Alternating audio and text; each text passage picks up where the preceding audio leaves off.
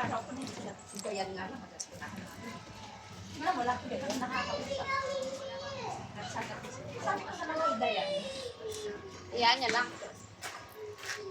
Ipapagat. Walaan niya lang. Dayan, sabi ko, hindi ka naman namin ginagastusan. Kung ano yung dapat ng makain, yung kakainin ng anak mo sa kakainin mo. Ang gastos mo lang, sabi ko, yung alak na bibili.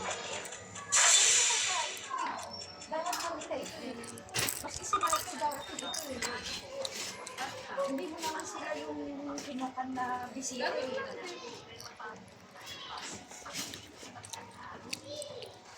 Yummy? Yummy lumpia?